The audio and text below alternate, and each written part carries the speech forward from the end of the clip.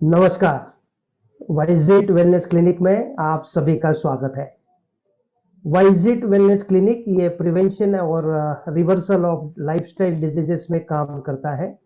वाइजिट ये एक German word है और इसका मीनिंग है विजडम, और हम आपके साथ यहाँ पे हमेशा कुछ न कुछ विजडम की बातें लेके आते हैं ताकि आप आपके फैमिली के साथ बैठ के ये लाइफस्टाइल डिजीजेस को रोक भी सके और रिवर्स भी कर सके। और इसलिए हमारा मिशन है 25 करोड़ फैमिलीज को ये इंफॉर्मेशन देना है हेल्थ एजुकेशन प्रोग्राम के तहत, ताकि ये लाइफस्टाइल डिजीजेस को प्रिवेंशन और रिवर्सल कर सके। मेरा नाम डॉक्टर राजेंद्र माने, मैं खुद एमडी मेडिसिन हूँ।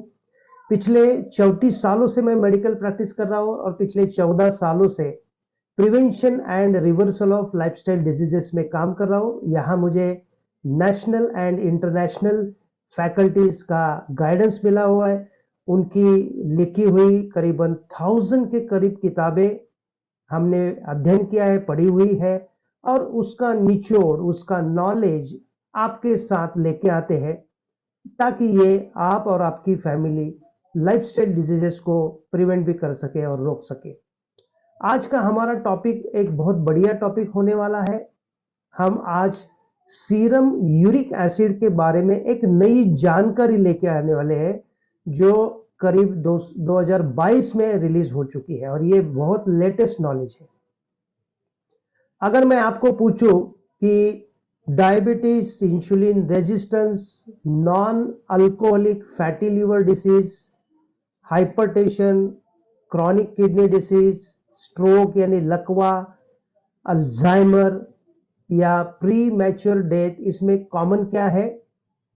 तो बहुत सारे लोग यूरिक एसिड का नाम नहीं लेंगे, लेकिन इसका आंसर है हाँ, बढ़ा हुआ सीरम यूरिक एसिड। जी हाँ, सीरम यूरिक एसिड के बारे में आज एक बहुत बढ़िया जानकारी हम लेने वाले हैं। डॉक्टर पर्ल म्यूटर डेविड, ये एक बोर्ड सर्टिफाइड न्यूरोलॉजिस्ट है। इनकी बहुत सारी किताबें छप चुकी है और वो न्यूयॉर्क टाइम्स के बेस्ट सेलर ऑथर है। खुद मियामी स्कूल ऑफ मेडिसिन से एमडी किया हुआ है और उनको बहुत सारे अवार्ड मिले हैं न्यूरोलॉजी में और अलग अलग बीमारी के लेक्चर्स देने में। और ये उनकी जो बहुत सारी किताबें हैं, जैसे द ग्रेन ब्रेन है या ब्रेन मेकर है, और उसके साथ एक लेटेस्ट 2022 की किताब उन्होंने जो 10-15 साल का अध्ययन करके निकाली है वो है ड्रॉप एसिड। तो ये ड्रॉप एसिड के बारे में उन्होंने यहाँ यूरिक एसिड के बारे में एक नई उनकी इंसाइट को हमें रूबरू किया हुआ है। बहुत सारे लोगों को ये तो एक हार्मलेस इनर प्रोडक्ट लगता है, जैसे एक मेटाबॉलिज्म का वेस्ट प्रोडक्ट है, और इसलिए बहुत सारे पेशेंट्स और फिजिशियन दोनों इसके रिपोर्ट्स के ऊपर उतना ज्यादा ध्यान नहीं देते हैं जब तक कि गाउट जैसी बीमारी ना होना है। लेकिन असिम्प्टोमेटिक हाइपर यूरिसीमिया, लेकिन इसका मतलब सिंपल है कि आपको कोई तकलीफ नहीं, कोई सिम्टम्स नहीं, लेकिन आपका यूरिक एसिड बढ़ा हुआ है, ये आपके शरीर के लिए, लाइफ के लिए खतरनाक हो सकता है। और यहां वो लिखते हैं hyper uricaemia is responsible for 16% of all cause mortality and 39% of cerebrovascular diseases.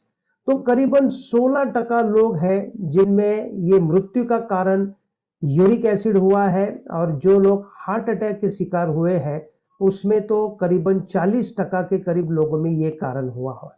और इतना ही नहीं कि जब जब यूरिक एसिड बढ़ता है, टाइप 2 डायबिटीज होने की संभावना बहुत ज्यादा बढ़ जाती है। और यही यहाँ पे वो लिखते हैं कि सीरम यूरिक एसिड लेवल बढ़ा हुआ is a strong and independent risk factor for diabetes in middle age या ओल्ड पीपल। तो जो लोगों की उम्र 30-40 के ऊपर है या उससे भी ज्यादा है, अगर उनको कोई तकलीफ नहीं है लेकिन उनका सीरम एसिड अगर बढ़ा हुआ है, तो ये लोगों को आगे जाके डायबिटीज होने की बहुत सारी संभावना। इतना ही नहीं है, अगर सीरम यूरिक एसिड बढ़ा हुआ है तो डिमेंशिया, भुलक्कड़पन, अल्जाइमर डिसीज या स्ट्रोक की बीमारी भी ये हाई यूरिक एसिड की वजह से ज्यादा हो सकती है। डॉक्टर रिचर्ड जॉनसन, ये एक नेफ्रोलॉजिस्ट है, तो उनकी एक किताब है nature want us to be fat. यहां पे वो एक स्टडी के बारे में बताते हैं। 90% obese adolescent recently diagnosed with hypertension had high uric acid and treatment with allopurinol 80% became normotensive। तो वो कहते हैं कि जो एडोलेसेंट्स है, मतलब जिनके टीन्स में ये था, 13 to 20 की उम्र में, यंग लड़के थे जो थोड़ा ओबीस थे, मोटे थे, और इनको बीपी की शिकायत है जो लेटेस्ट अभी रिसेंटली हुई है, तो 90% ये ओबीस एडोलेसेंट बच्चों में यूरिक एसिड ज्यादा पाया गया।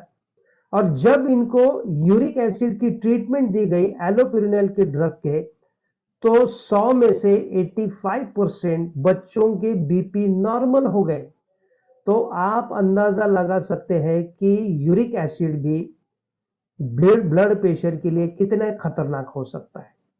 इंसुलिन रेजिस्टेंस की ट्री वाइजिट वेलनेस क्लिनिक में हम लोग बताते हैं कि जैसे इंसुलिन रेजिस्टेंस बढ़ता है, fatty liver, obesity, hypothyroidism, heart disease, hypertension, diabetes, cancer, polycystic ovarian syndrome, dyslipidaemia, depression, Alzheimer और इन्फ्लेमेशन बढ़ जाता है। और यहाँ पे आप देख सकते हैं कि गाउट जो है वो बहुत कॉर्नर में यहाँ पे लिखा हुआ है, लेकिन ये जो लेटेस्ट नॉलेज मैं आपके साथ शेयर कर रहा हूं, इससे आप अंदाजा लगा सकते हैं कि ये सब कुछ जो कारण है जिससे इंसुलिन रेजिस्टेंस बढ़ता है, जिसमें फूड हैबिट्स हो सकते हैं, जिसमें कार्बोहाइड्रेट की मात्रा ज्यादा हो, पोल्यूशन ज्यादा है, लाइफस्टाइल चेंजेस है और स्ट्रेस की मात्रा। तो ये 4 चीजों की वजह से पहले यूरिक एसिड बढ़ेगा, उसके साथ इंसुलिन रेजिस्टेंस बढ़ेगा, फिर इन्फ्लेमेशन बढ़ेगा, और फिर उसके साथ इतनी सारी लाइफस्टाइल की डिसीजेस, बीमारी हो सकती है। तो यूरिक एसिड बढ़ना हमारे लिए खतरनाक है। तो इसका बढ़ना यानी इसकी लेवल क्या होनी चाहिए? 9 के नीचे या 7 मिलीग्राम के नीचे या 5.5 के नीचे। जो भी ट्रेडिशनल विजडम है वो कहते हैं कि यूरिक एसिड की लेवल 7 मिलीग्राम के नीचे चाहिए। अगर वो 7 मिलीग्राम के ऊपर जा रही है तो आपको गाउट की शिकायत हो सकती है।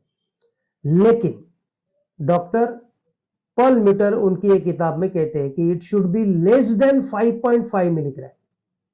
तो आप देख सकते हैं कि 5 मिलीग्राम, 5.5 मिलीग्राम भी अगर यूरिक एसिड बढ़ जाता है तो इतने सारे बीमारी की शिकायतें बढ़ सकती है। तो ये यूरिक एसिड बढ़ता क्यों है, क्या इसके क्या कारण है? तो यूरिक एसिड बढ़ने का एक यूनिवर्सल कारण अभी समझ में आया है, वो है फ्रुक्टोज कंजम्पशन। फ्रुक्टोज यानी एक शुगर है, हम जो भी टेबल शुगर खाते हैं, ये ग्लूकोज और फ्रुक्टोज का कॉम्बिनेशन रहता है। और हमें सभी को पता है फ्रुक्टोज ये फ्रूट्स में रहती है। लेकिन इसके साथ साथ आज जो हाई फ्रुक्टोज कॉर्न सिरप, जो शुगर सब्स्टिट्यूट के लिए इस्तेमाल किया जाता है, स्पेशली जो बेकरी प्रोडक्ट्स है या शुगर स्वीटनर्स है या कोल्ड ड्रिंक्स है, और बच्चों में और टीन्स में ये कोल्ड ड्रिंक की लत बहुत लग चुकी है। तो ये फ्रुक्टोज जो है ये अभी यूनिवर्सल एनिमी पूरे ह्यूमन रेस के लिए बन चुका है। तो वो नंबर 1 कारण है। Then purines. प्यूरिन्स यानी जो जैसे विटामिन, हम लोग जो नॉन वेजिटेरियन कहते हैं, नॉन वेजिटेरियन ने अगर उसको मिन्स किया जाता है मीट को, जैसे कीमा है, या उसके साथ साथ जो एनिमल्स के ऑर्गन्स रहते जैसे लीवर है, किडनी है, ब्रेन है, हार्ट्स है, उसमें ये प्यूरिन्स की मात्रा ज्यादा होती है। एंड अगर ज्यादा मात्रा में कोई अल्कोहल का सेवन करता है तो उसमें यूरिक एसिड बढ़ने की संभावना बहुत ज्यादा है। तो उसमें सबसे नंबर 1 जो है वो फ्रुक्टोज है। और ये आजकल का जो डाइट है हमारे लोगों का, वो प्रोसेस फूड हो चुका है और ये बेकरी के प्रोडक्ट्स है। और यहाँ पे मैक्सिमम हाई रिफाइंड कार्ब जहां इस्तेमाल किए जाते हैं वहां फ्रुक्टोज कंजम्पशन बढ़ जाता है और इसके बदौलत ये यूरिक एसिड बढ़ जाता है। तो यूरिक एसिड कम कैसे किया जाए? वेरी सिंपल है, ये लाइफस्टाइल्स के जरिए बहुत जल्दी कम हो जाता है। अगर इससे फर्क नहीं पड़ता है तो हमारे पास कुछ मेडिसिन ड्रग्स भी है। सबसे नंबर वन यहाँ पे जो चीज है जिससे यूरिक एसिड बढ़ता है, इन्फ्लेमेशन बढ़ता है, वो है प्रॉपर क्वालिटी रात वाली स्लीप, नींद। बहुत सारे लोग आजकल शिफ्ट वर्कर हो चुके हैं क्योंकि वो रात को जॉब पे जाते हैं और दिन को नींद लेते हैं। किसी की मान लीजिए प्रोफेशन ऐसा है, कोई डॉक्टर्स है, कोई पुलिस जैसे है, मिलिट्री वाले लोग हैं, या कोई पायलट्स है, या रेलवे ड्राइवर जैसे है, या इमरजेंसी नर्सेस या वर्कर्स है। तो ये लोगों को रात में शिफ्ट में काम करना पड़ता है। या आईटी वाले लोग हैं जो फॉरेन के कंपनी के साथ जुड़े हुए हैं, तो वहां जब उनका दिन रहता है, हमें रात रहती है, और हमें जहां रात रहती है उनका दिन रहता है, तो वो रात को काम करते हैं, उनके लिए तो ये स्लीप वर्कर है। तो क्वालिटी रात की नींद जब कम हो जाती है तो यूरिक एसिड बढ़ना शुरू हो जाता है। लेकिन हम क्वालिटी नींद को लेना शुरू कर देते हैं तो यूरिक एसिड कम होता है। रात के 10 बजे से सुबह 8 बजे तक की जो नींद है, इससे हमारे बहुत सारे हार्मोन्स कम होते हैं, इन्फ्लेमेशन कम होता है और हमारा सर्केडियन रिदम राइट हो जाता है। तो नंबर वन यहाँ पे आपको करना है राइट वे से नींद लेना है। दूसरा जो डाइट है, ये डाइट में से आपको फ्रुक्टोज को कम करना है, हाई नंबर ऑफ अल्कोहल को कम करना है, और उसके साथ साथ जिससे प्यूरिन जैसे डाइट है उसको कम करना है। बेकरी के प्रोडक्ट्स है, प्रोसेस्ड फूड्स है, ये आपको कम करने हैं, कोल्ड ड्रिंक्स को कम करना है, और इससे आपके डाइट में बदलाव आएगा और यूरिक एसिड कम होगा। देन एक्सरसाइज, एक्सरसाइज इन्फ्लेमेशन कम करता है, यूरिक एसिड कम करता है। 20 से 30 मिनट का एनी कार्डियो, वॉकिंग जैसा, रनिंग जैसा, और वो भी अगर अंडर द सन लाइट अगर हम करते हैं तो यूरिक एसिड बहुत जल्दी कम हो जाएगा। तो नींद है, डाइट है, एक्सरसाइज है। अगर कुछ लोगों के इससे भी कम नहीं होता है तो हमारे पास अलग अलग मेडिसिन जिसमें एलोपेरिनॉल और फेबुस्टैट जैसे मेडिसिन है, ये लोगों को ये हम लोग दे सकते हैं, और इसके साथ साथ फिर इनके यूरिक एसिड को बड़े हुए कम कर सकते हैं। ये चार चीजों को देखते हुए वाइजिट वेलनेस क्लिनिक ने जो डाइट की थाली बनाई है, इंद्रधनुष थाली है, ये थाली में आप देख सकते हैं कि हम लोग यहाँ पे उसी प्रकार का खाना देते हैं जिसमें वेजिटेरियन, नॉन वेजिटेरियन हो, नट्स हो, देन स्प्राउट्स हो, फल हो, सब्जियां हो, सैलड्स हो, दूध छोड़ के दूध के पदार्थ हो, और उसके साथ साथ आप रोटी या ज्वार की रोटी या चावल भी ले सकते हैं। और इस प्रकार का अगर आप सही तरह से खाना लेते हैं तो इससे यूरिक एसिड में कम हो जाता है और इससे भी इन्फ्लेमेशन भी कम हो जाता है। हमारे बहुत सारे पेशेंट इसी प्रकार का खाना आजकल लेते हैं और वो इतने खुश है कि वो कहते हैं कि इस प्रकार का खाना वो जिंदगी भर लेना चाहते हैं, क्योंकि ये low carbohydrate, no refined carbs, high natural fat, high protein वाला डाइट है। तो ये इसके साथ आप ले सकते हैं। सो यूरिक एसिड के बारे में आज हमने बहुत अच्छी जानकारी ली है कि यूरिक एसिड को नजरअंदाज नहीं करना चाहिए, सिर्फ गाउट के साथ इसको जोड़ना नहीं चाहिए, लेकिन हर लाइफस्टाइल बीमारी के साथ इसको जोड़ना चाहिए। और थोड़ा सा 5.5 मिलीग्राम के ऊपर अगर ये बढ़ भी जाता है तो इतने सारे लाइफस्टाइल डिजीजेस की बढ़ने की संभावना बढ़ जाती है। और इसी प्रकार से हम अलग अलग जानकारी आपको देते हैं थ्रू हमारे WWC डिम्बा ऐप में।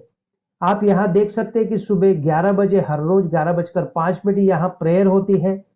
बहुत सारे हमारे पेशेंट का कहना है कि जब जब ये प्रेयर सुनते हैं, ये प्रेयर में उनसे उनका स्ट्रेस लेवल कम हो जाता है। एवरी संडे यहाँ पे हेल्थ एजुकेशन सेमिनार्स है जो 10 बजे रहता है, एक्सरसाइज के सेशंस है, और अलग अलग किताबें यहाँ आपको संडे बुक क्लब में मिल जाती है 3 बजे। तो ये एक इंपॉर्टेंट जानकारी आपके लिए हम आज आपके लेके आए हैं। एक बढ़िया आइडिया है कि अगर आप फ्रुक्टोज को कम करेंगे, राइट नींद लेंगे, और उसके साथ साथ अगर सही तरह से एक्सरसाइज करेंगे तो यूरिक एसिड आपका कम हो जाएगा और उसके साथ आपकी जिंदगी बेहतर हो जाएगी। So with that I have done. Thank you.